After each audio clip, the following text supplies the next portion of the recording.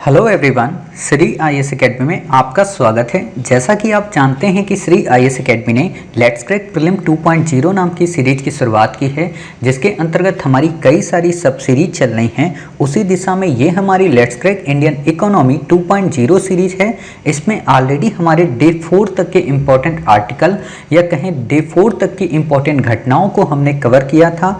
आज हम अपने इस पार्ट में डे 5 के इम्पोर्टेंट आर्टिकल या कहें उन घटनाओं को कवर करेंगे, जिसमें हम देखेंगे कि म्यूचुअल फंड क्या होता है, डेरिवेटिव्स क्या होते हैं, beta value, reference rate, spread rate, नकारात्मक ब्याज दर, hard currency, hot currency and future commodity market के साथ साथ सेबी और सेट का क्या मतलब है। उम्मीद है आज की क्लासेस भी आपको काफ़ी पसंद आएंगी। तो बिना देरी की अपनी क्लास की शुरुआत करते हैं। चलिए शुरू करते हैं। जैसा कि आप देख रहे हैं, ये हमारी let's crack Indian economy 2.0 series का डे 5 है। ऑलरेडी हमने डे 4 तक के इम्पोर्टेंट आर्टिकल को कवर किया था। हमने अपने पिछले पार्ट को काफ़ी ब्रॉड बनाया था, बट उसमें हमने जो आपको कॉन्सेप्ट समझाए थे, उम्मीद है कि आपको वो कॉन्सेप्ट काफ़ी अच्छे से क्लियर हुए होंगे। तो उसी कॉन्सेप्ट से थोड़ा सा आगे और बढ़ते हुए अब हम सरल कॉन्सेप्ट को कवर करेंगे, जिसमें हम देखेंगे कि आखिरकार म्यूचुअल फंड का मतलब क्या होता है, डेरिवेटिव्स क्या होते हैं, बीटा वैल्यू क्या होती है, रेफरेंस रेट क्या होता है, स्प्रेड रेट क्या होता है, नेगेटिव इंटरेस्ट रेट क्या होती है, हार्ड करेंसी और हॉट करेंसी के साथ साथ फ्यूचर कमोडिटी मार्केट क्या होती है, और सेबी और सेट को लास्ट में देख लेंगे। इन पूरे टॉपिक में जो मोस्टली सबसे ज़्यादा इंपॉर्टेंट है वो है आपका future commodity market, hard currency और हॉट करेंसी, और साथ ही आपके डेरिवेटिव्स। बिल्कुल सिंपल हैं, आपको ज़्यादा दिक्कत नहीं होगी। ठीक है, तो हम अपनी आज की क्लास की शुरुआत करें। इससे पहले आप में से कई सारी देवियों का या कहें कई सारे देवताओं का भी हमारे पास मैसेज आया था कि सर आप जो रिवीजन कराते हैं वो अगर करा देंगे 10 से 15 मिनट में, तो हमें ऐसा ये लगने लगता है कि हाँ, हमारी चीज़ें कॉन्सेप्ट पूरे क्लियर हो रहे हैं। तो आपकी बात बिल्कुल सही है, हम आपका रिवीजन करा देते हैं। और लेकिन इसके साथ साथ आपने एक शिकायत और की कि सर आप इसका रिवीजन तो करा दे रहे हैं, बट बाकी का रिवीजन कैसे होगा। अगर आप बाकी का भी करा देते तो और अच्छा रहता। तो आप में से अधिकांश बच्चों को पता है कि हम 1 सितंबर 2021 से अपनी 35 डेज का मिशन अक्टूबर शुरू करने वाले हैं। मिशन अक्टूबर के अंतर्गत क्या होगा कि आपको हम इन 35 डेज में अभी तक आपको जितना भी पिछले 8 महीनों में पढ़ाया है, उसका यूपीएससी के प्रीलिम से जितना भी ज़्यादा संबंध होगा उसको हम कवर कराएंगे। उसको हम किस तरीके से कवर कराएंगे, कैसे हम आपको कवर कराएंगे, उसका एक प्रोमो वीडियो बहुत जल्द 2 से 3 दिन में आपके सामने पब्लिश होगा।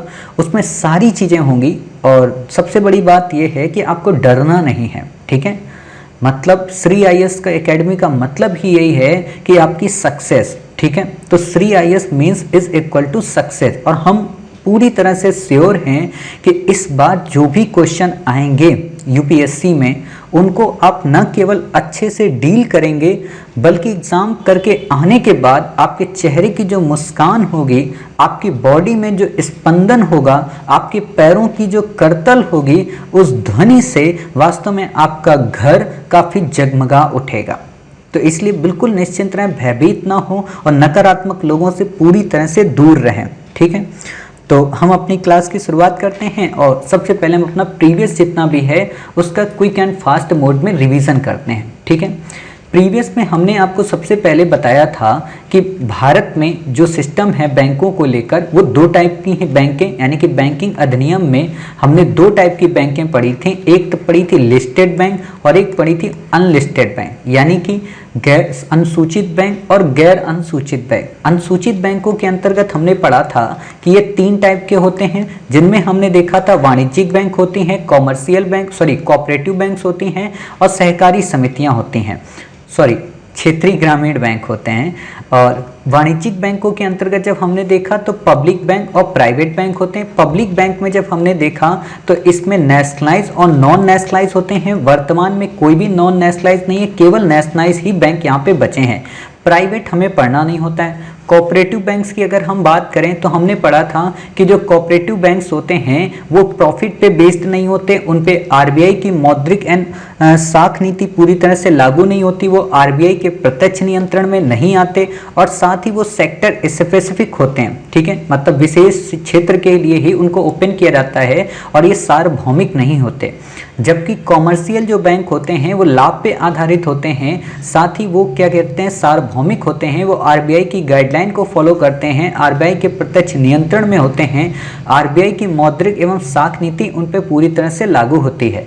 इसके अलावा हमने ये भी पढ़ा था कि जो वाणिज्यिक बैंक होते हैं उन वाणिज्यिक बैंकों को संसद के अधिनियम के द्वारा गठित किया जाता है, जबकि राज्य सहकारी जो सहकारी बैंक होते हैं उनमें जो राज्य सहकारी बैंक होते हैं या जितने भी सहकारी होते हैं उन सबको राज्य सरकारों के द्वारा गठित किया जाता है। वाणिज्यिक जो बैंक होते हैं उनको आरबीआई से पुनर्वित्त की सुविधा प्राप्त होती है, बट जो सहकारी बैंक होते हैं उनको पुनर्वित्त की सुविधा नहीं प्राप्त होती है। फिर हमने ये देखा था कि तरलता का मतलब क्या होता है, तरलता को नियंत्रण करने के उपाय क्या होते हैं। हमने आपको बताया था कि तरलता को नियंत्रित करने के लिए आरबीआई भी है और तरलता को नियंत्रित करने के लिए गवर्नमेंट ऑफ इंडिया है। गवर्नमेंट ऑफ इंडिया जिस तरीके से इसे रेगुलेट करती है उसको राजकोषीय नीति कहते हैं। आरबीआई जिस हिसाब से रेगुलेट करती है इसको मौद्रिक नीति कहते हैं। मौद्रिक नीति के अंतर्गत आरबीआई दो तरीके के टूल्स अपनाती है, एक मात्रात्मक, एक गुणात्मक। मात्रात्मक के अंतर्गत RBI CRR, SLR, MSF, RR, triple R, OMO इन सबको अपनाती है और गुणात्मक में सेक्टर स्पेसिफिक काम करती है। गुणात्मक को हम आपको इन्फ्लेशन के टॉपिक में पढ़ाएंगे और मात्रात्मक को हमने यहाँ पे पढ़ा दिया था। जब हमने आपको मात्रात्मक पढ़ाया था तो इनको हमने 3 कैटेगरी में बांटा था। पहली कैटेगरी थी सीआरआर और एसएलआर की जो कि दीर्घकालिक होते हैं। दूसरी कैटेगरी थी आपकी ओएमओ जो कि मध्यकालिक है।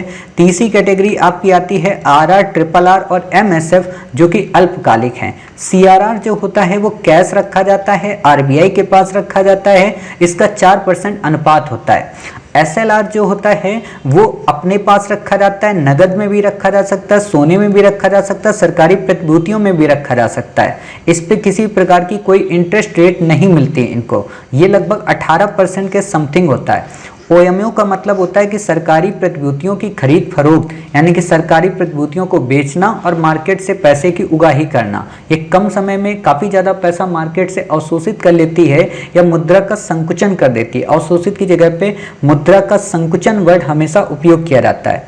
फिर बात आती है तीसरे नंबर पे आरआर। आरआर का मतलब ये होता है कि बैंकें जब आरबीआई से कुछ पैसा उधार लेती हैं कुछ समय के लिए, तो आरबीआई के द्वारा बैंकों से जो ब्याज दर वसूली जाती है उसे रेपो रेट बोलते हैं।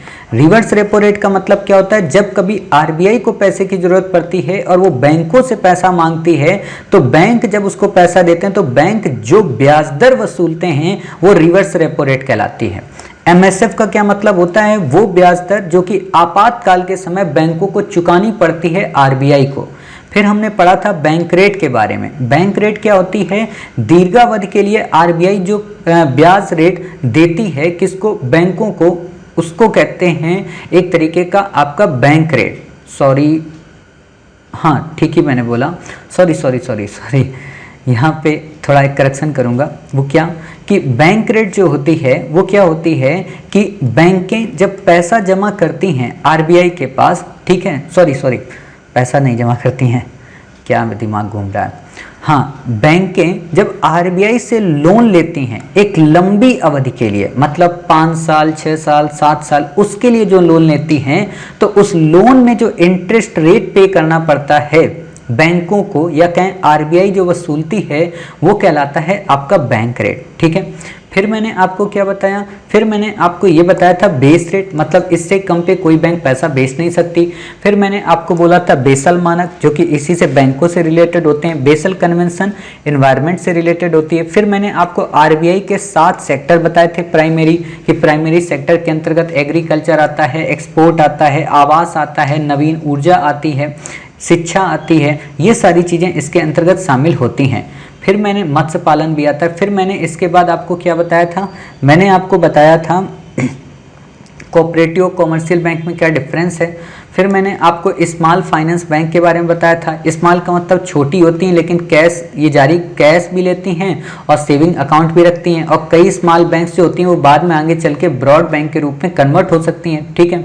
इसके अलावा मैंने आपको क्या बताया था, मैंने आपको ये भी बताया था पेमेंट बैंक। पेमेंट बैंक का मतलब क्या होता है, वो ऋण नहीं देते हैं हमें, केवल वो हमसे जमा स्वीकार करते हैं, वो क्रेडिट कार्ड जारी नहीं करते, वो एटीएम और डेबिट कार्ड के माध्यम से वर्क करते हैं। ठीक है, साथ ही मैंने आपको बताया था 75% वो पैसा कहाँ रखते हैं, सरकारी प्रतिभूतियों में, 25% पैसा वाणिज्यिक बैंकों में जमा करके रखते हैं। तो इतनी बातें मैंने वहाँ पे आपको बता दी थी। उसके बाद फिर हमारा शुरू हुआ था मनी मार्केट और कैपिटल मार्केट। मनी मार्केट में मैंने आपको बताया था कि एक वर्ष से कम के मुद्रा के लेन देन को मनी मार्केट कहते हैं। इसमें कई ऑप्शन होते हैं, कॉल होता है, पुट होता है, टर्म होता है, अलग अलग टाइम पीरियड पे सबको अलग अलग ढंग से नोटिफाई किया जाता है। फिर मैंने आपको बताया था कि मनी मार्केट में कोई भी व्यक्ति पार्टिसिपेट नहीं करता, सरकार करती है, बैंकें करती हैं, आरबीआई करती हैं, बड़े बड़े उद्योगपति करते हैं। ठीक है, उद्योगपति का मतलब उनके ऑर्गेनाइजेशंस जो होते हैं वो काम करते हैं। मैंने आपको इसमें यह भी बताया था कि सरकार जो पैसे की उगाही करती है वो दो तरीके के अपनाती है, एक ट्रेजरी बिल अपनाती है और एक क्या अपनाती है, डेटेड सिक्योरिटीज। वास्तव में सरकार को जब भी पैसे की जरूरत पड़ती है तो वो दो फॉर्मूले अपनाती है, एक होती बिल, एक होती बॉन्ड। बिल जो होता है एक वर्ष से कम का होता है, बॉन्ड जो होता है वो एक वर्ष से अधिक का होता है। बॉन्ड ज्यादातर पूंजी बाजार यानी कि कैपिटल मार्केट में अपनाया जाता है, बिल जो होता है वो ज्यादातर आपका मनी मार्केट में अपनाया जाता है। बिल भी जो होते हैं वो दो टाइप के होते हैं, एक होता है ट्रेजरी बिल, एक होता है डेटेड सिक्योरिटीज। ट्रेजरी बिल के अंतर्गत क्या होता है कि इसे अंकित मूल्य से छूट पर जारी किया जाता है, इस पर कोई इंटरेस्ट रेट नहीं मिलती और ये एक वर्ष से कम की अवधि के लिए होता है। डेटेड सिक्योरिटीज क्या होता है, इसे अंकित मूल्य पर जारी किया जाता है और इस पर इंटरेस्ट रेट मिलती है, इस पर छूट नहीं मिलती है। ठीक है, तो इसे डेटेड सिक्योरिटीज कहते हैं, लेकिन ये भी एक वर्ष से कम अवधि के लिए होता है। उसी जगह पे जब बॉन्ड की हमने बात की तो बॉन्ड में हमने आपको क्या बताया, जो जीरो कूपन बॉन्ड होता है वो एक वर्ष से अधिक के लिए होता है, अंकित मूल्य से छूट पे मिलता है, उस पर किसी प्रकार का इंटरेस्ट नहीं मिलता। साथ ही मैंने आपको ये भी बताया कि एक गिल्ड एजेड सिक्योरिटीज होती है जिसके अंतर्गत क्या होता है, अंकित मूल्य पर उसे मिलता है लेकिन उसे इंटरेस्ट रेट मिलता है लेकिन उसे छूट नहीं मिलती। इतनी बातें जब मैंने आपको क्लियर करा दी थी, फिर मैंने आपको बताया था सीडी और फिर मैंने आपको बताया था सीपी। सीडी जो होता है वो वाणिज्यिक बैंकों के द्वारा होता है, सीपी जो होता है वो वाणिज्यिक व्यापारियों या कहें कि उद्योगपतियों या कंपनियों के द्वारा किया जाता है। इतनी बातें जब हमारी ये सारी क्लियर हो गई थी तो मैंने आपको ये भी बताया था जो कैपिटल मार्केट होती है, जो पूंजी बाजार होता है, उसमें व्यक्ति भी पार्टिसिपेट करता है और कैपिटल मार्केट का ही अगला चरण जिसमें व्यापारी पैसे को लेता है तो कई तरीके अपनाता है। एक तो वो इंटरनल अपनाता है, एक एक्सटर्नल अपनाता है। एक्सटर्नल में देसी या घरेलू अपनाता है, साथ ही विदेशी अपनाता है।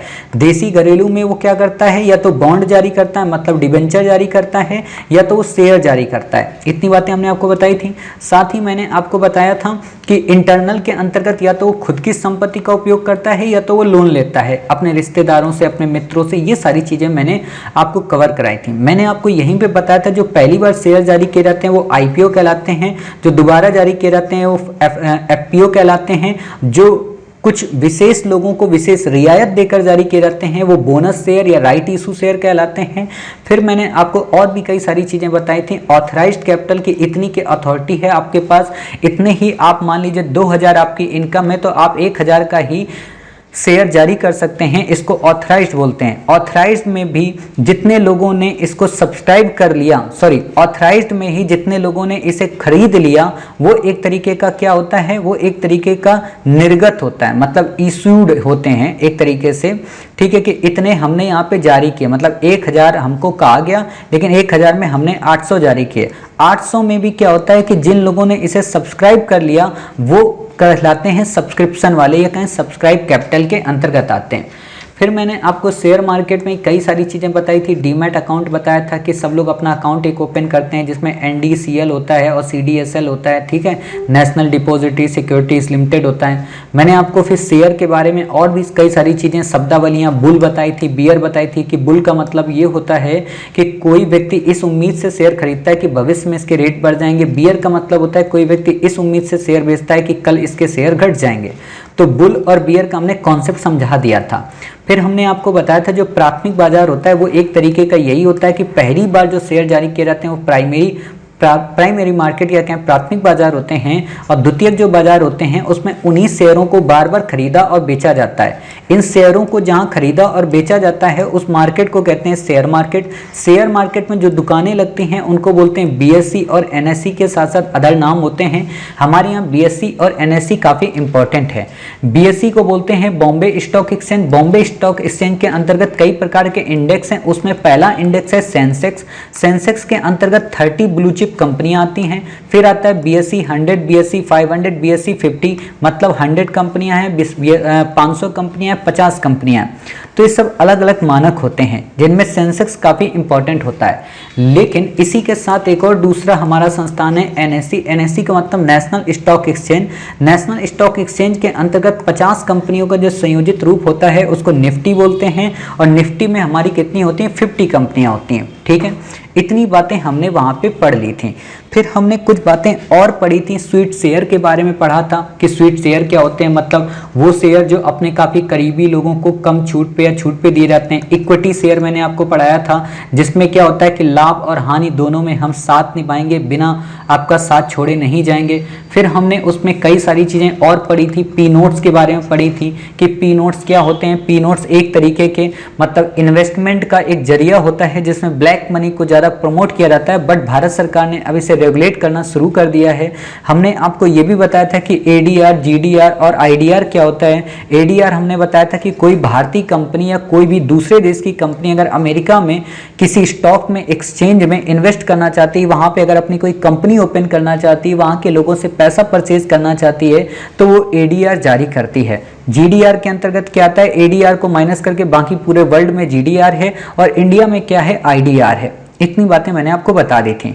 फिर मैंने आपको बोला था हॉट करेंसी क्या होती है। हॉट करेंसी वो करेंसी होती है जिसका पलायन काफ़ी तेज़ी से होता है। जैसे आपने नॉर्मली लाइफ में देखा होगा, कई सारे मतलब ऐसे आपको युवक और युवतियां मिल जाएंगे, ठीक है, मतलब हॉट होते हैं ये नहीं कह रहा हूँ, मतलब जो थोड़े अच्छे होते हैं, ठीक है, लेकिन उनका रिश्ता ज़्यादा दिन तक नहीं चलता है ना। वो यही होता है क्योंकि एटीट्यूड और एक तरीके का जो घमंड होता है वो बहुत तेज़ी से आ जाता है, तो इसलिए वो रिश्ता जल्दी टूटता है। ठीक है, तो इसीलिए कहते हैं वो काफ़ी तेज़ी से पलायन करती है। आपने देखा होगा फिल्म इंडस्ट्री में ये सारी चीज़ें बहुत होती हैं कि आज ये हीरोइन इसके साथ ब्रेकअप में है, कल उसके साथ, मतलब ब्रेकअप में कहाँ रहती है, मतलब प्यार मोहब्बत में है, अगले दिन उसका ब्रेकअप हो गया, फिर वो दूसरे के साथ हो गई, तीसरे से उसने शादी कर ली, है ना। ये ड्रामा होता रहता है, क्यों, क्योंकि वो हॉट होती हैं। ठीक है, और हॉट होती हैं इसलिए वो काफ़ी तेज़ी से पलायन करती हैं। ठीक है, तो इतनी बातें हमने आपको समझा दी। ठीक है, और NBFC भी मैंने आपको शायद नहीं बताई। हाँ, NBFC जो होता है वो non banking financial corporate company होती हैं, मतलब जो बैंकिंग अधिनियम के अंतर्गत ना आके 1956 के कंपनी अधिनियम के अंतर्गत रेगुलेट की जाती हैं। ये बैंकिंग कार्यों की तरह काम नहीं करती हैं, अर्थात ये करंट अकाउंट और सेविंग अकाउंट नहीं अपनाती हैं। ये एक तरीके का ऋण देने का मैकेनिज्म होता है। फिर मैंने आपको MFI बताया था कि माइक्रो फाइनेंस इंस्टीट्यूशन, ठीक है, क्षेत्रीय ग्रामीण बैंकों के बारे में मैंने आपको बताया था, मतलब बहुत सारी चीज़ें बताई थी ना। अब वही बात है कि मैं 5 घंटे की क्लास को कैसे 15 मिनट में रिकॉल कराऊंगा, है ना। लेकिन मोटे मोटे तौर पे तो मैंने आपको रिकॉल करा दिया, फिर वही हो जाएगा 5 घंटे की क्लास का वो रिकॉल करा रहा हूँ, तो फिर ये 5 घंटे की हो गई। लेकिन हाँ, आपकी सुविधा के लिए हम क्या करेंगे कि जो सितंबर माह से जो आपकी शुरू करेंगे ना क्लासेस, तो इसमें मान लो जैसे 10 पार्ट हो गए इकोनॉमी के, ठीक है, तो उनका क्विक एंड फास्ट मोड का एक एक वीडियो बना देंगे, मैक्सिमम 2 बना देंगे, है ना, ताकि आप अपना कभी भी बैठें फुर्सत में और दोनों वीडियो बस वही पिक्चर ये देखते जाएं, पेज भी नहीं पलटना है, बस पिक्चर देखते ना, और सारी चीज़ें हम क्विक एंड फास्ट मोड में आपका रिवीजन करा दें, ताकि मान लीजिए जब आप बर्तन धो रहे हो, खाना बना रहे हो, झाड़ू पोछा कर रहे हो, आप कहोगे सर क्या समझ लियो, काम वाली समझ लियो क्या हमको। तो ऐसा नहीं है, मतलब होता है ना कि घर परिवार में इतने काम करने ही पड़ते हैं, वो फंडामेंटल राइट का आपका हनन होता है। जैसे होता है ना, राज्य कभी भी आवश्यक सेवाओं के लिए नागरिकों पर दबाव डाल सकता है, तो नागरिक ये नहीं कहेगा कि आप हमसे स्वच्छ भारत अभियान में क्यों झाड़ू लगवा रहे हो, ठीक है, वो राज्य अपने लिए करता है। तो वही बात है, तो उसमें आपका एक काम आ जाएगा। ठीक है, तो इतनी बातें आपकी क्लियर हो गई, उम्मीद है आप ये सारे कॉन्सेप्ट समझ गए। तो आज हम अपनी नई क्लास की शुरुआत करते हैं, देखते हैं आज के जो कॉन्सेप्ट है म्यूचुअल फंड मतलब होता क्या है। ठीक है, तो जैसा कि आप देख रहे हैं आपके सामने इस समय म्यूचुअल फंड और सेबी दोनों मौजूद हैं। ठीक है, इस टॉपिक को हम पढ़ें इससे पहले मैं चाहता हूं कि आपको एक बेसिक स्टोरी के माध्यम से ये बता दूं कि म्यूचुअल फंड क्या होता होगा। ठीक है, जैसे सिंपल सी बात है, आप लोग हैं, ठीक है, आप सब हमसे इकोनॉमी पढ़ रहे हैं, कल ही आपने हमारे साथ शेयर मार्केट पढ़ी है। ठीक है, तो क्या आपको लगता है कि आप शेयर मार्केट में जाके पैसे को इन्वेस्ट करेंगे और आप किसी भी कंपनी को काफ़ी अच्छी तरीके से भांप पाएंगे कि हाँ आज इसका शेयर ऐसा रहेगा, कल इसका शेयर ऐसा हो जाएगा, परसों इसमें इतनी बढ़ोतरी होगी और फिर ये इतना हमें प्रॉफिट देगा, ये हमें इतना लॉस करेगा? क्या पता है आपको? नहीं पता है। क्यों नहीं पता है?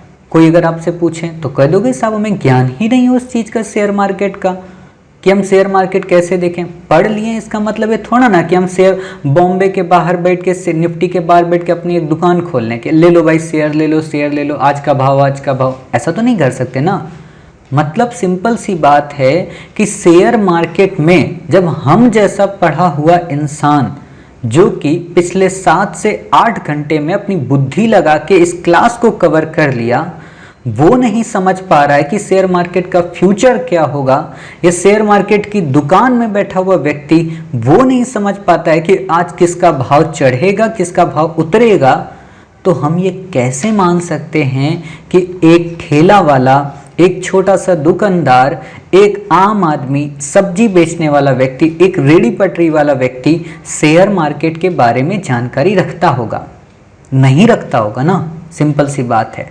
लेकिन दिली इच्छा तो होगी, मोहब्बत तो होगी कि कम से कम हमसे कोई पूछे कि भाई साहब पैसा कहाँ रखते हो? शेयर मार्केट में। अरे भाई इन्वेस्टमेंट कहाँ कर रहे हो? भाई साहब शेयर मार्केट में। इच्छा तो होगी ना कि कोई हमसे पूछे कि क्या आपकी जो दोस्त है, आपकी जो सहेली है वो कौन है? पता चला कैटरीना कैफ है, पता चला माधुरी दीक्षित जी हैं, है ना, पता चला हमारे दोस्त जो हैं सलमान खान हैं, पता चला शाहरुख खान साहब हैं, है ना, पता चला कि साहब मतलब और भी कई सारे हीरो, मुझे सब हीरो के नाम में नहीं पता है ना, आमिर खान है या और भी कई सारे लोग हैं। अब ये मत हिंदू मुस्लिम मत करना है यहाँ पे कि आपको सर खानी वाले क्यों याद हैं सबके सब, है ना। मतलब मैं बात बता रहा हूँ कि मतलब ये सब लोग हैं, ठीक। हमने कह दिया इनसे मेरी दोस्ती है, जुबिन नौटियाल के साथ में हम गाना गाते हैं, है ना। मतलब ऐसी बातें अगर हमने कर दी तो एक स्टेटस बन जाता है ना अपना। तो उस स्टेटस को बनाने के लिए आम आदमी के मन में इच्छा होती है कि हम एक ऐसा कोई काम करें जिससे लोग हमें समझ पाएं कि हाँ हम शेयर मार्केट में हैं। लेकिन उसको रिस्क होता है, डर होता है। तो उसने क्या किया, उन चमचों को पकड़ा, है ना। अब ये मत देखिए, एक बात यहाँ बता दें, हो सकता है किसी की फैमिली के कोई मेंबर, ठीक है ना, ये काम करते हों, मान लीजिए सहारा में, LIC में, ठीक है, ये अलग अलग उसमें। तो मैं इस शब्द से मैं आपको थोड़ा सा क्षमा चाहता हूँ, ठीक है, लेकिन मैं बस समझाना चाहता हूँ और थोड़ा इंटरेस्ट होके आपको समझाना चाहता हूँ, इसलिए इस शब्द का उपयोग किया। बाकी कोई भी काम छोटा या बड़ा नहीं होता, सारे काम दुनिया में बड़े होते हैं और सारे काम अच्छे होते हैं। और मैंने इससे भी कम स्तर का भी काम किया है, तो इसलिए आप मेरे से भी ये नहीं कह सकते हैं कि सर आपने अगर ज़िंदगी में कभी गरीबी देखी हो, आपने ज़िंदगी में अगर कभी मजदूरी देखी हो तो आप जाने, ठीक है। मजदूरी मैंने की है बहुत ज़्यादा, मतलब इतनी ज़्यादा मजदूरी की है जितनी आप सोच भी नहीं सकते। 2 रुपये बचाने के चक्कर में मैंने बहुत मेहनत की है, ठीक है। 2 रुपये करके मैंने कैसे सारी चीज़ें खड़ी की हैं ये मैं ही जानता हूँ, ठीक है।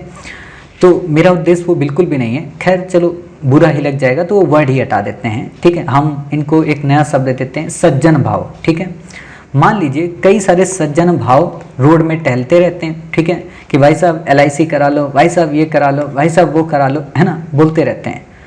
तो आपको पता चला कि अच्छा LIC ये होता है, वो आएंगे आपसे कहेंगे कि बाबूजी 100 रुपये आप हमें डेली दोगे तो 1 महीने का आपका 3000 होता है, 1 साल का आपका 36,000 होता है। आप हमसे अगले साल जब मिलोगे तो हम आपको 40,000 रुपये एक मुश्त प्रोवाइड करा देंगे, ठीक है। और अगर आप ये हमसे 40,000 नहीं लोगे तो अगले साल ये 40 का हम आपको 45 दे देंगे, उसके अगले साल अगर आप लोगे तो हम आपको 50,000 दे देंगे। मतलब 3 साल में हम आपको 36,000 का 50,000 रुपये प्रोवाइड करा देंगे, ठीक है। अब आपके दिमाग में आया होगा बाबूजी ये आप हमें जो 14,000 रुपये की जो इतनी दया कृपा करोगे तो कहाँ से करोगे? तो वो सज्जन भाव बोलेंगे देखो बाबूजी आपको तो पता नहीं है शेयर मार्केट का भाव ऊपर जा रहा है कि नीचे जा रहा है। हमारी जो कंपनी है, हमारा जो कंपनी का बोर्ड ऑफ मैनेजमेंट है, ठीक है, वो सब जानता है। वो जानता है कि आज टाटा के शेयर बढ़ेंगे या अडानी के शेयर घटेंगे या अंबानी के शेयर बढ़ेंगे या जोमेटो के शेयर गिरेंगे, ये सारी चीजें वो जानता है। हमारी एक पूरी वर्क फोर्स है, हमारी एक पूरी वर्क टीम है जो पूरे के पूरे इंडिया के मैनेजमेंट को, पूरी की पूरी इंडिया की इकोनॉमी को एनालिटिक करती है और एनालिटिक करने के बाद वो ये बताती है कि किसका मार्केट में भाव उठेगा, किसका गिरेगा। तो ये जो भाव उठेगा और गिरेगा इसमें रिस्क बहुत होता है, लेकिन हम आपको ये प्रॉमिस करते हैं कि हम आपको 36,000 देंगे, हम आपको प्रॉमिस करते हैं कि हम आपको 50,000 देंगे। अब ये बात अलग है कि हमको कभी 56,000 का प्रॉफिट होगा, तो कभी हमको 58,000 का प्रॉफिट होगा, तो कभी हमको 5 लाख का हो जाएगा, लेकिन आपका हम जो 50,000 है वो फिक्स रहेगा। क्योंकि कई बार ऐसा भी हो सकता है कि हमें 30,000 का ही हो तो 20,000 हमारी जेब से जाएगा। तो आपको चिंता नहीं करनी है, आपको ये गर्व रहेगा कि हमने LIC में पैसा अपना जमा किया, आपको ये गर्व रहेगा कि हमने पल्स में अपना पैसा जमा किया, आपको ये गर्व रहेगा कि हमने अपना पैसा जो है वो सहारा में जमा किया। तो आप भी अपने आप को कहीं ना कहीं शेयर मार्केट से जुड़ा हुआ पाएंगे, अर्थात आप भी कहीं ना कहीं उससे म्यूचुअली कनेक्ट होंगे। आप समझ रहे हो? जैसे आप लोग जब फेसबुक चलाते होंगे, ठीक है, जैसे मुझे याद है कि फेसबुक में मतलब पहले चलाता था, अब नहीं चलाता हूँ। जब से श्री IAS अकेडमी ओपन की है तो अपनी हर जगह से मुझे आइडेंटिटी हटानी पड़ी थी, ठीक है। तो फेसबुक में क्या था कि एक मेरी मतलब बहुत पुरानी मतलब दोस्त थी, है ना, दोस्त हैं, सॉरी, ठीक है, अभी भी जिंदा हैं, अब तो उनका एक बच्चा भी है, ठीक है, मतलब बहुत पुरानी दोस्त हैं। तो उन दोस्त साहिबा ने हमको लगभग 11 साल तक ढूंढा, हर जगह पे, घर में, हर जगह पे। घर में इसलिए ढूंढा क्योंकि शायद मिल जाएगा, मैं घर पे रहता नहीं था क्योंकि मैं रिसर्च कर रहा था, कहीं पे स्कूलिंग थी, कहीं कुछ था, तो मेरी ज़िंदगी भागा दौड़ काफ़ी ज़्यादा रही है, ठीक है। फिर बिजनेस हो गया तो वो ज़िंदगी नहीं मिली जो ज़िंदगी एक आराम की होनी चाहिए किसी भी पर्सन की, और फिर उसका रिसर्च करने लगा तो बिल्कुल पागल ही हो गया, ठीक। तो 11 साल बाद उन्होंने खोज निकाला। कैसे खोज निकाला? कि इन्हीं के एक सज्जन थे, वो मेरे से जुड़ गए, ठीक है। मैंने उनकी फेसबुक रिक्वेस्ट एक्सेप्ट कर ली। मैं इनको वैसे ऐड भी नहीं करना चाहता था अपनी अच्छा, मेरी एक सबसे बड़ी खराब आदत ये है कि मैं किसी को अपनी तरफ से रिक्वेस्ट नहीं भेजता हूँ फ्रेंड की, पता नहीं क्यों, क्योंकि मुझे डर ये लगता है कि मैंने अगर अपनी तरफ से रिक्वेस्ट भेजी ना और उसने ना कर दिया तो मुझे ज़िंदगी का सबसे बड़ा बुरा यही लगेगा। मतलब क्योंकि मेरी एक आदत है, मुझे ना नहीं सुनना आता है किसी भी चीज़ को लेकर, इसीलिए मैं सबसे ख़राब इंसान हूँ। मेरे सामने अगर कोई आके कह दे श्री IAS अकेडमी नहीं चलेगी ज़्यादा दिन तक, तो मैं उसको हटा देता हूँ। आप जाओ, आपको मेरे पास मेरी अकेडमी कोई काम नहीं। निगेटिव कैसे आया आपके अंदर? सलूशन बताओ अगर हमारे पास प्रॉब्लम है तो, लेकिन ये मत कहो कि ना, और ना मुझे सुनना नहीं आता, कभी भी नहीं आता किसी भी चीज़ में। जो मेरे सामने निगेटिव बोलता है मैं उससे दूर हो जाता हूँ। तो यही मेरी इनके साथ थी, क्योंकि ये मेरी बहुत ही क्लोज फ्रेंड थी और कुछ चीज़ों के कारण रिश्ते टूट जाते हैं ना, मतलब मैं ही अलग हो गया था क्योंकि मैं नहीं चाहता हूँ कि मेरे कारण किसी की ज़िंदगी खराब हो, ठीक है। तो ये देवी जी जब देखी कि इनके साथ जो व्यक्ति जुड़ा था मैं इनका म्यूचुअल हूँ, तो म्यूचुअल फ्रेंड उसमें दिखाता है ना, तो वो म्यूचुअल का मतलब क्या हो गया कि हम उसके फ्रेंड हैं तो आपके भी फ्रेंड हो जाएंगे, ठीक है। तो वही चीज़ कि ये जो सज्जन भाव हैं, जो सफ़ेद कोट पैंट पहन के, सफ़ेद नहीं, काला कोट पैंट और वाइट शर्ट पहन के आपके घर में आते हैं, ये किसके म्यूचुअल होते हैं? शेयर मार्केट के, ठीक है। और आप इनके जब दोस्त हो गए तो आप क्या हो गए? आप शेयर मार्केट के म्यूचुअल फ्रेंड हो गए। अब ये नहीं कि आप इनको फ्रेंड रिक्वेस्ट भेज दो शेयर मार्केट को, है ना, ऐसा भी नहीं हो सकता है। लेकिन मैं आपको बस समझाना चाहता हूँ म्यूचुअल का मतलब क्या हुआ। तो आप इतनी बातें म्यूचुअल का समझ गए। चलिए, अब जब इतनी बातें समझ गए तो अब समझने की कोई बात ही नहीं है, आपको अपने आप सारी चीज़ें आ गई, देख लो चाहे खुद ही आप, ठीक है। लगता है बहुत चीज़ें कठिन होती हैं लेकिन ज़िंदगी बहुत ईजी होती है, ठीक है। शेयर मार्केट में एक आम निवेशक के लिए रिस्क हमेशा ही अधिक होता है, उसे कम करने के लिए म्यूचुअल फंड और पारस्परिक कोष एक बेहतर विकल्प माना जाता है। मतलब पारस्परिक का मतलब एक सहयोग हमारा और आपका। जैसे ज़िंदगी में आपने देखा होगा कई बार कई रिश्ते बनते हैं तो वो सहयोग से ही तो बनते हैं। पति और पत्नी का रिश्ता होगा, पिता और पुत्र का रिश्ता हो गया, भाई और बहन का रिश्ता हो गया, है ना। बहन कहती ठीक है मैं चाय बना देती हूँ, तुम 2 रुपए की टॉफ़ी मेरे लिए ले आना, है ना। ये चीज़ें होती हैं। 1964 से भारत में इसकी शुरुआत हुई। रिस्क कैसा होता है? कई तरह का। एक तो शब्दावलियों का, आपसे मैं अभी पूछ दूं जबकि कल ही मैंने पढ़ाया है कि वैसा IPO क्या होता है, तो थोड़ी देर में लगेगा IPO क्या होता है। मैं आपसे पूछ दूं कि स्वीट शेयर क्या होंगे, लगेगा अच्छा कैडबरी की बात कर रहा है। मैं अगर आपसे ये पूछ दूं हॉट मनी क्या होगा, तो आप कहोगे अच्छा छूने में गर्म लगती है। मैं अगर आपसे पूछ दूं ब्लू चिप कंपनियां क्या होती हैं, तो आप कहोगे अच्छा नीली कलर की कोई चिप उसमें डाली जाती है, मेमोरी कार्ड डाला जाता है। मतलब ऐसी खुराफात दिमाग में आएगा कि नहीं आएगा, ठीक है। तो वही चीज़ है, आर्थिक ज्ञान, इतने बड़े इकोनॉमिक्स तो आप नहीं बन पाते हो, तो वो सज्जन आदमी कैसा आम आदमी बन पाएगा, ठीक है। तरलता बाजार की मतलब कौन सी चीज़ का रेट बढ़ेगा कौन सी चीज़ का घटेगा ये आप नहीं समझ सकते हो।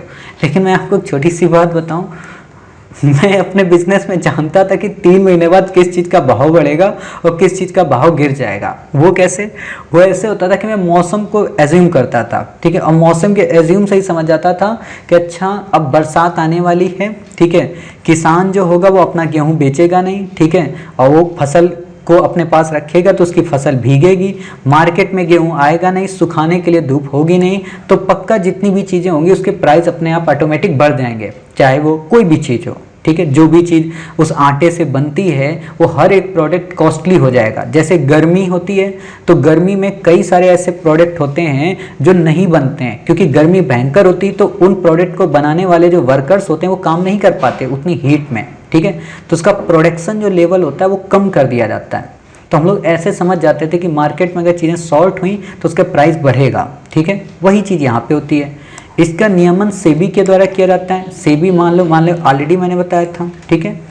इसमें भी लाभ पर निवेशक को टैक्स देना पड़ता है, मतलब जो प्रॉफिट होता है, ठीक है, जिसको हम लोग बोलते हैं capital gain tax, as it is same to same यही होता है, तो उसमें हमें टैक्स देना पड़ता है, ठीक है। आपको याद नहीं रखना है, म्यूचुअल फंड जो होते हैं वो 2 टाइप के होते हैं, एक तो होता है आपका ओपन म्यूचुअल फंड और दूसरा होता है आपका क्लोज म्यूचुअल फंड, ठीक है।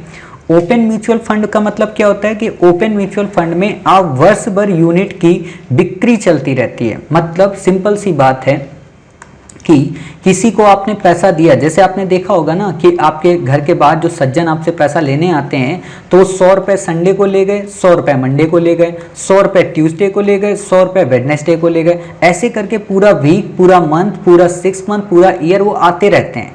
अर्थात पूरे के पूरे वर्ष वो आपसे पैसा लेते रहते हैं, और ऐसे ही वो पैसा शेयर मार्केट में भी देते रहते हैं कई कंपनियों को। तो इसको हम कहते हैं ओपन म्यूचुअल फंड।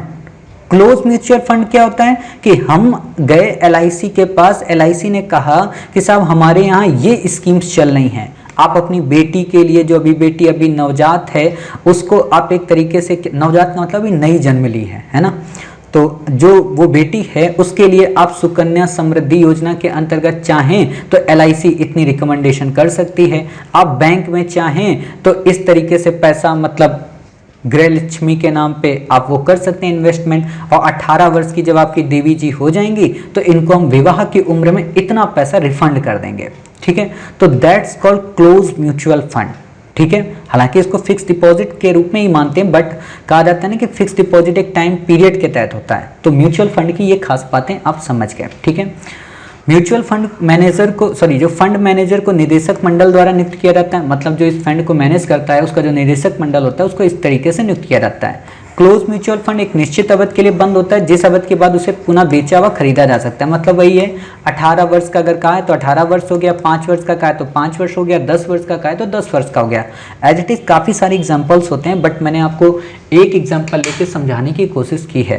क्वेश्चन उठता है कि इसके प्रॉफिट क्या होंगे, बहुत सारे प्रॉफिट होंगे। क्या सबसे बड़ा प्रॉफिट क्या होगा कि पब्लिक इंटरेस्ट लेगी, मतलब बाजार में तरलता को हम देख सकते हैं, काफ़ी ज़्यादा डाइवर्सिटी आएगी, छोटी छोटी जो इन्वेस्टमेंट्स हैं या कहें वित्तीय जो समावेशन है वो प्रमोट होगा, साथ ही पेशेवर जो प्रबंधन है यानी कि एक्सपर्ट जो मैनेजमेंट टीम है वो काफ़ी तेज़ी से बाहर निकल कर आएगी, ठीक है। तो इतनी बातें आप समझ गए। चलिए फिर बात आती है नोट। अब म्यूचुअल फंड के लिए काफ़ी सारी कंपनियां, पहले क्या होता था केवल कुछ ही कंपनियां म्यूचुअल फंड को वो करती थी, बट अब काफ़ी सारी कंपनियां काम करती हैं, ठीक है। तो म्यूचुअल फंड अभी मैंने आपको क्या बताया, आम जनमानस के लिए, ठीक है। लेकिन आम जनमानस अगर ऐसा काम कर रहा है तो जरूरी थोड़ा ना कि बड़े आदमी अंबानी और अडानी उनकी कभी इच्छा नहीं होती होगी। आपको क्या लगता है कि अंबानी या अडानी कभी शेयर मार्केट के बाहर खड़े होते हैं अपना झोला लेके? बिल्कुल भी नहीं खड़े होते। तो इनकी भी तो इच्छा होती ना कि अपना पैसा कहीं पे जमा करें, तो इनके लिए as it is same to same mutual fund ही होता है, उसको बोलते हैं हेज फंड, ठीक है, मतलब बड़ा फंड, ठीक है। तो बड़े निवेशकों को यहाँ पे बुलाया जाता है। इतनी बातें क्लियर हो गई। चलिए, इससे ज़्यादा आपको नहीं याद रखना है, आपसे केवल 1 लाइन में क्वेश्चन आस्क करेगा कि हेज फंड क्या होता है, तो आप बता देना, ठीक है। अगला हमारा जो है वो है डेरिवेटिव्स। आपसे सिंपल सा क्वेश्चन यही लिख के देगा, व्युत्पन्न मुश्किल है जो आपको लिख के दे, आपको देगा डेरिवेटिव्स का सामान्य आशय क्या है, तो पता होना चाहिए कि डेरिवेटिव्स का मतलब क्या है। तो एक बात बताओ, इससे पहले मैंने आपको एक चीज बताई थी, क्या बताई थी? कल ही मैंने आपको बताया था, एग्जाम्पल मैंने दिया था आपके माता पिता का, और मैंने बोला था कि आपके घर में पिताजी ने ये संपत्ति खरीदी होगी, तो उस संपत्ति में 1000 रुपये का स्टाम्प लिया होगा, लगभग 5 लाख रुपए तक का, ठीक है। तो उस स्टाम्प में एक बात बताइए, जो ये 1000 लिखा गया, कि आपको लगता है कि उस पेपर की वैल्यू 1000 थी? वो पेपर आपका A4 का है, ठीक है। 2 A4 के पेपर मिला देंगे तो आपका ये पेपर बन जाएगा, मतलब 2 रुपए का पेपर हो गया। प्रिंटिंग का मैं मान के चलता हूँ 10 रुपए प्रिंटिंग का हो गया। एक कार्ड मान लो 10 रुपए का प्रिंट होता है ना, शादी वाला, तो 10 रुपए का मतलब 12 रुपए में ये तैयार हो गया, ठीक है। 12 रुपए में तैयार हो गया। लेकिन एक बात बताइए, इस पे जो लिखा है इसकी वैल्यू कितनी है? 1000, अर्थात इस पेज की कोई कीमत नहीं है, कोई कॉस्ट नहीं है, लेकिन उसमें जो चीज लिख दी गई है, जो उसको बेचा जाता है, मान लो इसमें क्या लिख दिया जाता है कि मैं आपको अपना प्लॉट, अपनी जमीन, आपकी धर्म पत्नी, अर्धांगिनी, आपकी जो जीवन संगनी है, उनके नाम करता हूं। अब वो प्लॉट कितने का है? 3 लाख का, 50 लाख का, 20 लाख का, 60 लाख का, लेकिन इसकी वैल्यू कितनी है? 1000। मतलब उस पेपर की वैल्यू एज इट इज स्वतः कोई नहीं है, लेकिन उसकी खरीद और बिक्री के कारण उसकी वैल्यू अपने आप बढ़ जाती है। जैसे मैं छोटा सा एग्जांपल आपको देता हूं, मतलब इसकी फोटो खींच के आप यूज मत करना, ठीक है। सिंपल सी बात है, जैसे मान लीजिए जब हम लोग अपना बिजनेस करते हैं, ठीक है, तो मेरे बिजनेस में क्या होता है कि मान लीजिए कोई व्यक्ति आया, ठीक है, उस व्यक्ति का क्या हुआ, अमाउंट एक निश्चित बना, ठीक है। मान लीजिए कोई एक बड़ी कंपनी, इंटरनेशनल कंपनी जो आप जानते होंगे, वो कंपनी आई, उसने हमें कोई प्रोडक्ट बेचा, उस कंपनी का अमाउंट बना 5 लाख रुपए, ठीक है। अब हमारे यहाँ काफ़ी ज़्यादा भीड़ लगी है और उस दिन पैसे को गिनने के लिए हमारे पास टाइम नहीं है, ठीक है। पैसे को गिनने के लिए टाइम नहीं, हमने इनसे कहा कि आप नेक्स्ट वीक आना, हम आपको आपका पैसा पे कर देंगे, ठीक है। इन्होंने कहा साहब क्या गारंटी है? हालांकि ऐसा वो कहते नहीं, क्योंकि उनको पता है कि वो ये कह देंगे तो उनका धंधा उसी दिन बंद हो जाएगा, क्योंकि वो क्रेडिट देख के ही आपको पैसा देते हैं ना, पहले से ही मार्केट में आपकी इतनी क्षमता बनी होती है। तो उन्होंने कहा साहब ठीक है, आप, क्यों मालिक तो आता नहीं, नौकर आता है, ठीक है, गाड़ी से, तो नौकर आया तो उसने कहा बाबूजी एक काम करिए, यहाँ पे साइन कर दीजिए, ठीक है। अब यहाँ पे हमने क्या किया, यहाँ पे हमने साइन सिर्फ कर दिया अपना, ठीक है, मतलब कोई भी हमारा जो नाम है रियल, वो हमने अपना साइन कर दिया, जो बिजनेस का हमारी अथॉरिटी है। अब वो जब हमने अपनी साइन कर दी यहाँ पे, ठीक है, ये साइन करने के बाद इसकी वैल्यू कितनी हो गई? 5 लाख ही हो गई हमारे साइन के। मतलब अगर ये साइन हमारा है तो सिंपल सी बात है, हमने पैसा नहीं पे किया है, ठीक है। और अगर हमने इतना लिख दिया यहाँ पे ऐसे करके पेड, तो वो 5 लाख फिर पेड है। फिर आप कितनी भी कोशिश कर लो कि साहब पेड नहीं है, पेड नहीं, हम कहेंगे नहीं पेड है। या एक और छोटा सा एग्जांपल आपको हम दें, वो क्या, जैसे हम लोग बिजनेस जब करते हैं तो हमारे बिजनेस में क्या होता है कि मान लीजिए आप आ गए, आप बिल भी नहीं लाए, ठीक है, तो हम अपने ही शॉप का, ठीक है, एक रसीद लेते हैं, जो हमारी नॉर्मल सा जो हमारे होते हैं बिल होते हैं, उन बिल में हमने लिख दिया ऐसे कि 50,000 रुपये हम आपको 3 तारीख को देंगे, ठीक है।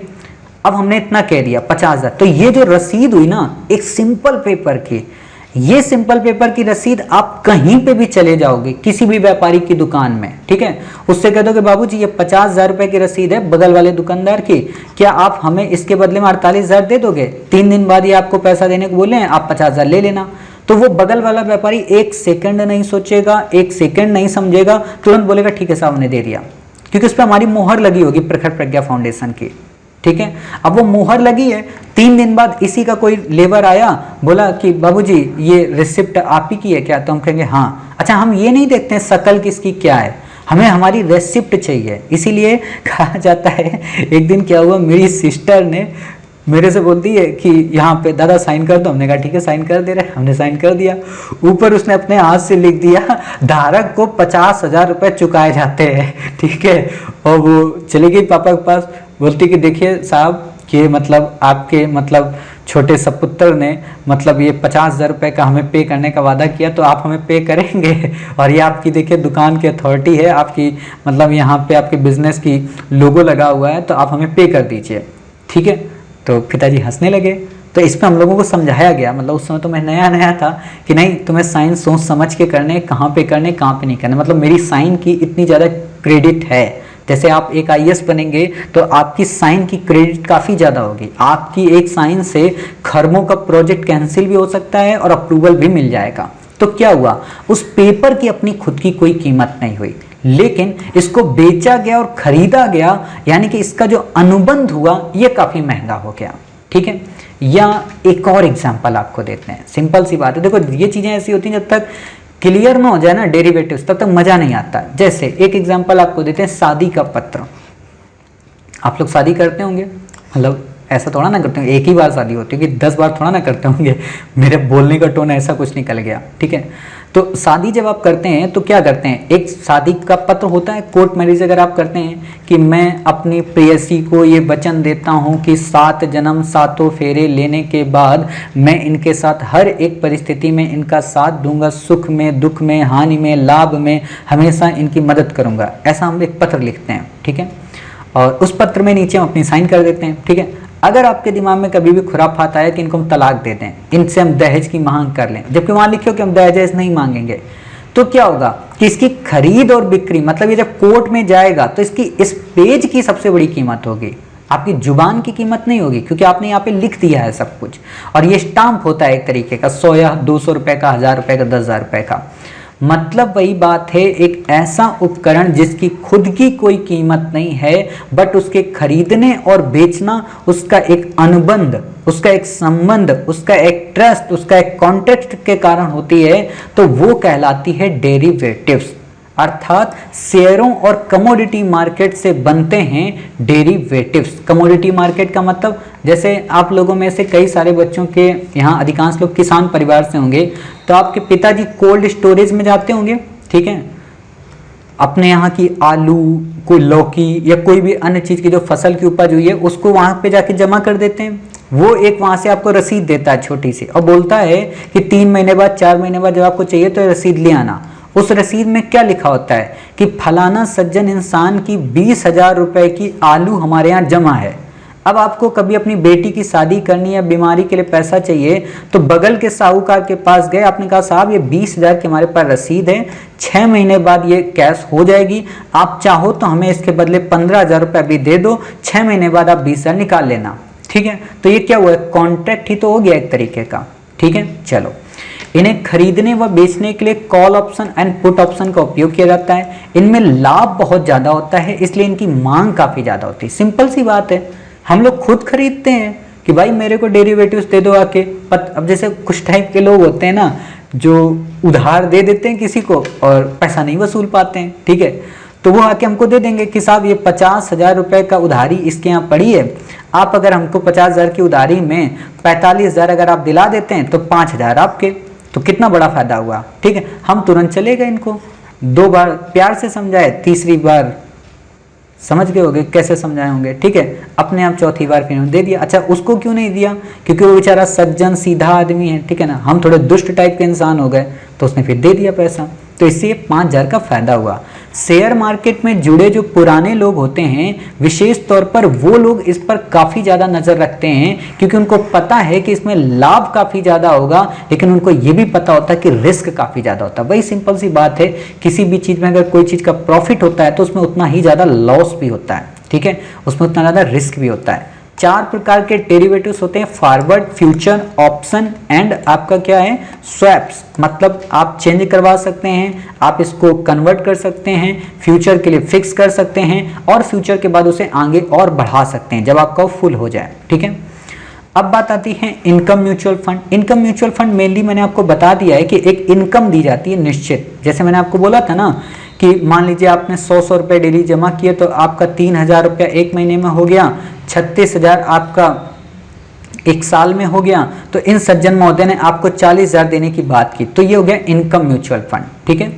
इसके अंतर्गत निवेशकों को आय की भांति एक नियत राशि प्राप्त होती है तथा वर्तमान में अधिक प्रचलित है म्यूचुअल फंड। आपने देखा होगा छोटी छोटी जो रेडी पटरी के जो दुकानदार हैं वो वास्तव में इस म्यूचुअल फंड का काफ़ी ज़्यादा इस्तेमाल करते हैं, क्योंकि उनके बिजनेस को बूस्टअप देने में काफ़ी ज़्यादा लोकप्रिय होता है। ठीक है, लेकिन हम इन पे भरोसा नहीं करते, हम अपने बिजनेस पे ही भरोसा करते हैं, क्योंकि हमें पता है कि हमारा बिजनेस ऐसा है कि 1 घंटे में ये 10 गुना ज़्यादा कीमत हमें प्रोवाइड करा देगा। ठीक है, बीटा वैल्यू, बीटा वैल्यू क्या होती है?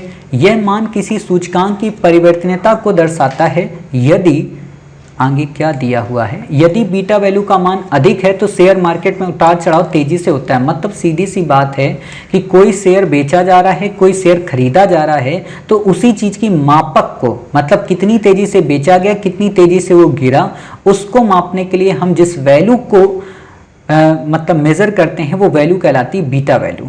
ठीक है, रेफरेंस रेट क्या होता है? रेफरेंस रेट बिल्कुल सिंपल सा होता है, मतलब आप ऐसे समझिए कि वह न्यूनतम दर जिसमें पूंजी बाजारों में उधारों का लेन देन होता है। जैसे छोटी सी बात है, आप में से मान लीजिए किसी देवी जी को कभी पैसे चाहिए होंगे। ठीक है, मान लो आपको 5 रुपये चाहिए, आपने हमको फ़ोन किया कि सर 5 रुपये हमको दे दीजिए। ठीक है, तो हमने कहा ठीक है मैडम जी 5 रुपये दे दीजिए। आपने तुरंत कहा सर 5 रुपये आप दे दो, शाम तक आपको हम 6 रुपये दे देंगे।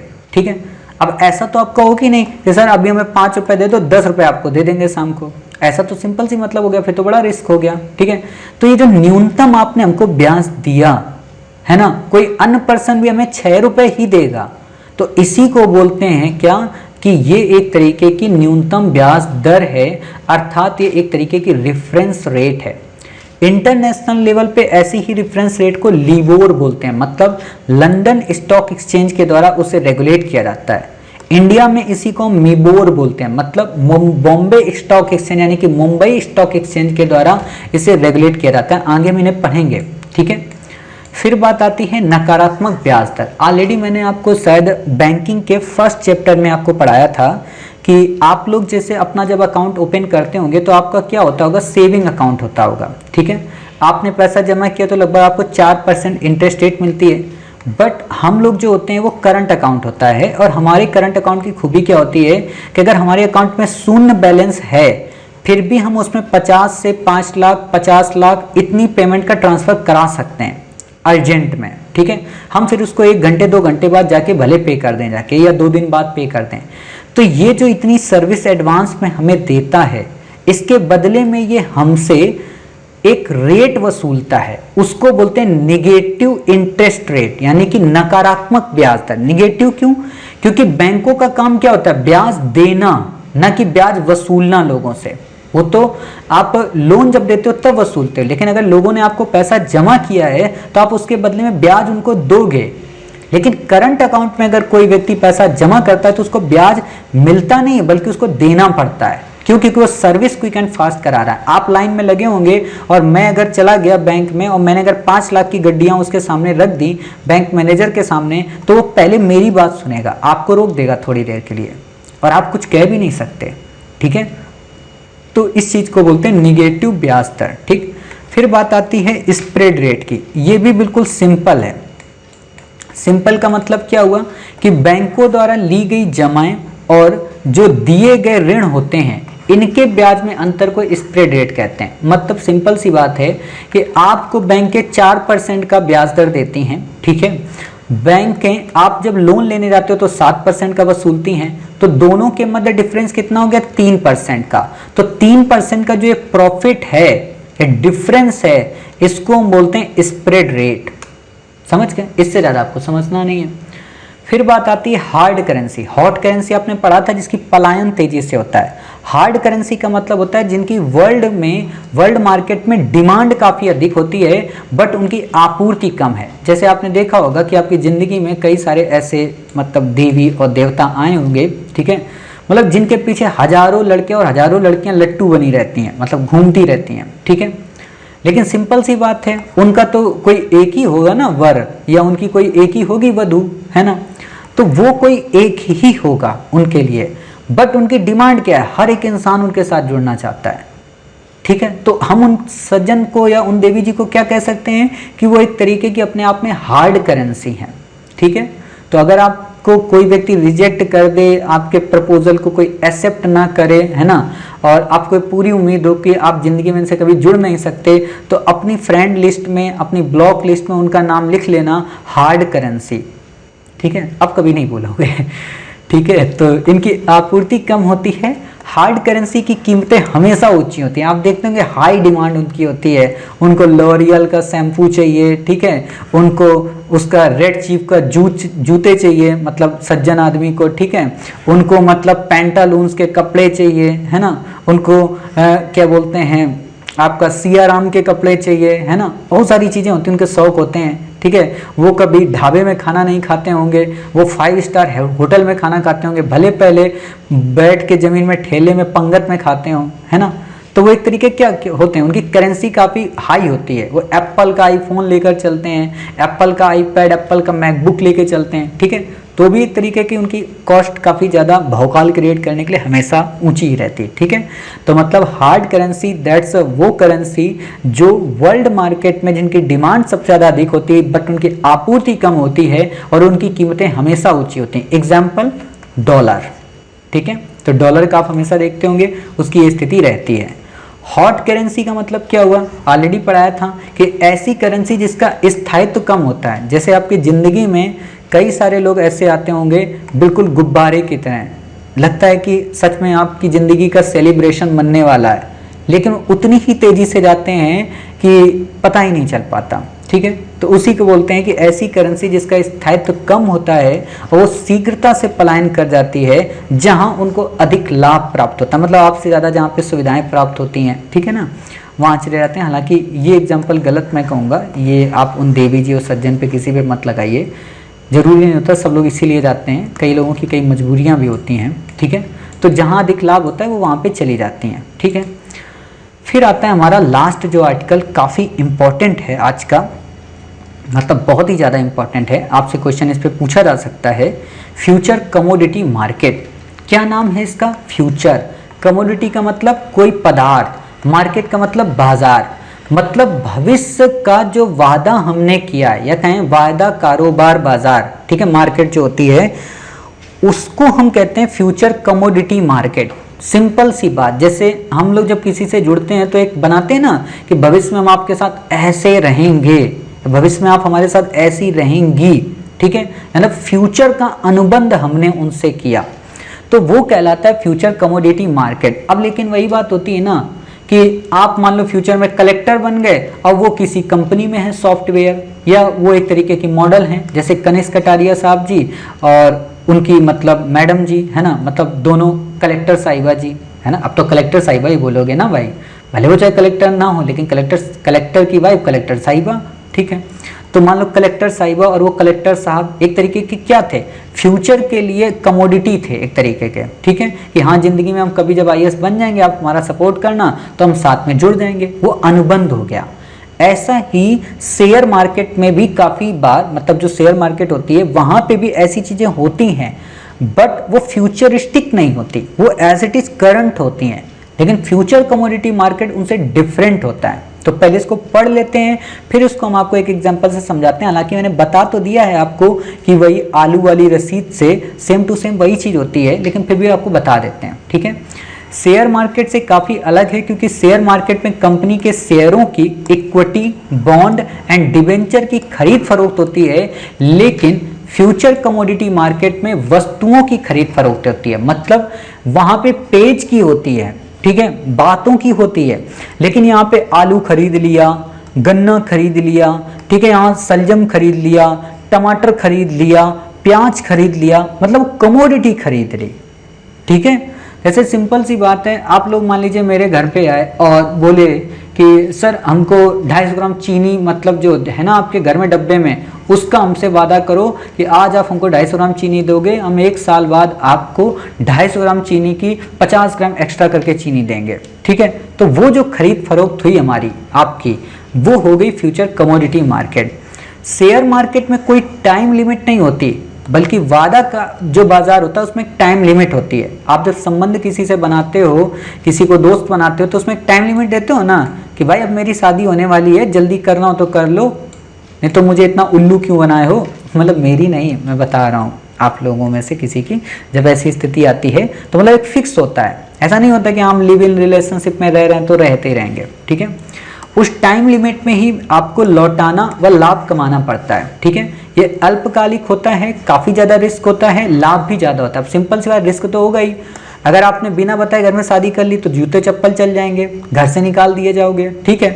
तो लाभ क्या होता है कि आपके जन्मों जन्म का साथी मिल गया, अब जाके स्पेस एक्स में बैठ के तारे तोड़ लाना, ठीक है ना।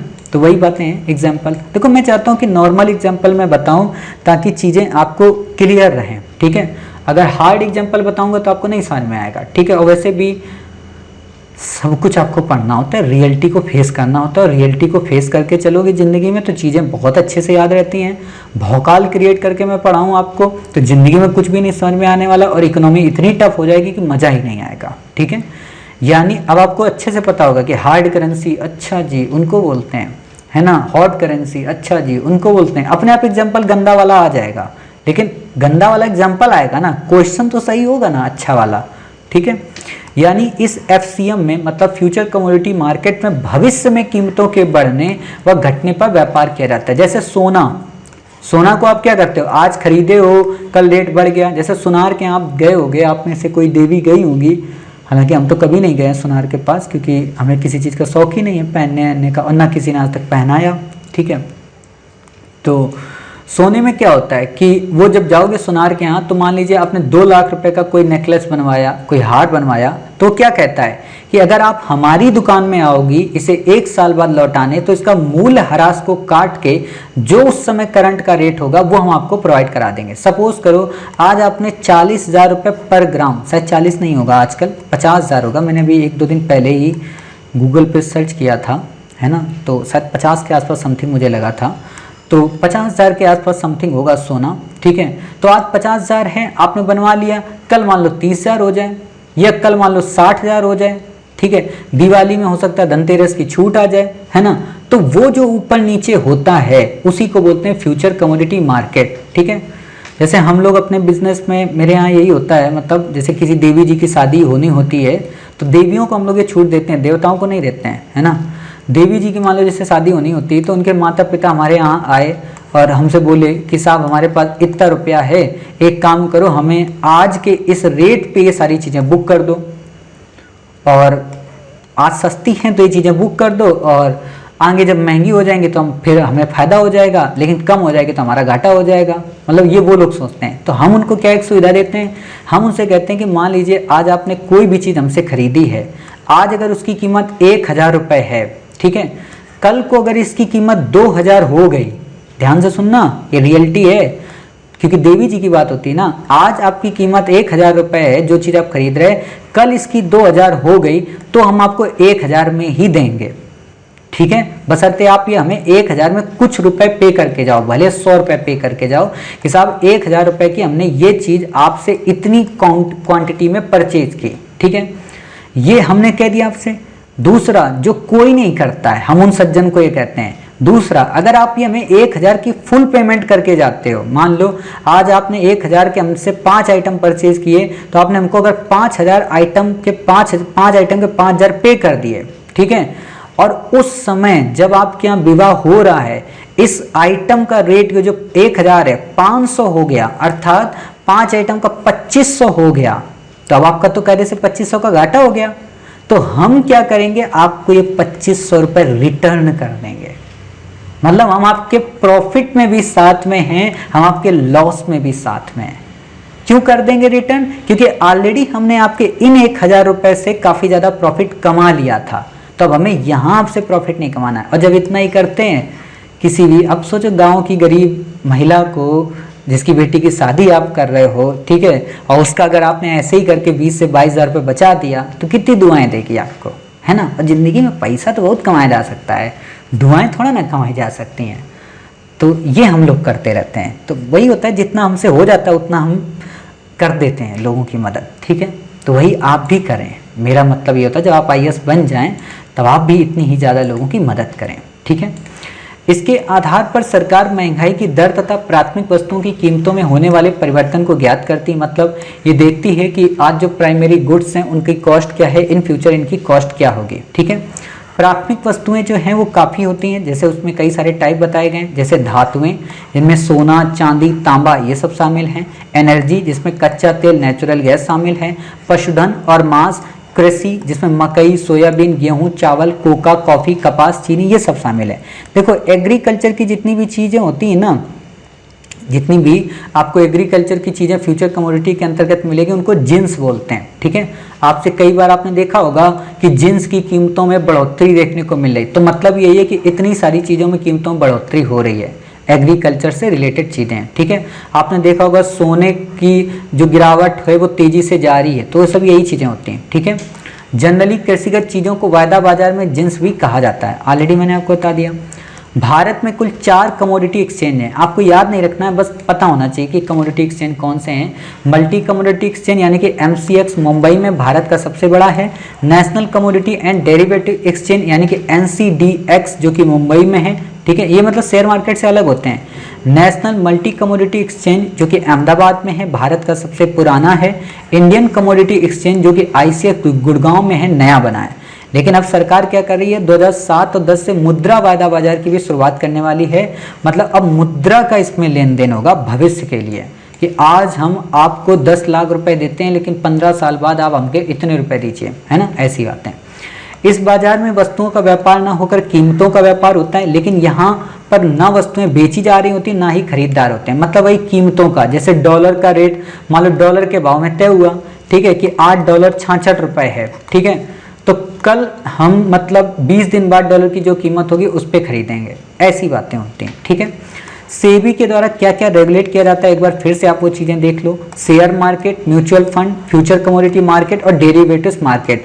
याद रखना, कंफ्यूज हो जाओगे कि म्यूचुअल फंड जो होता है वो RBI के द्वारा होता है क्या, फ्यूचर कमोडिटी जो मार्केट होता है RBI के द्वारा होता है क्या, डेरिवेटिव्स जो होते हैं वो RBI के द्वारा होते हैं क्या, तो आप बता देना साहब नहीं, ये सब के सब किससे होते हैं, सेबी के द्वारा। ठीक है, फिर बात आती है सेबी की संरचना की। इसमें 9 मेंबर होते हैं, एक नॉमिनेटेड हेड होता है, 2 केंद्रीय वित्त मंत्रालय के लोग होते हैं, एक RBI का मेंबर होता है, 5 नॉमिनेटेड एक्सपर्ट होते हैं।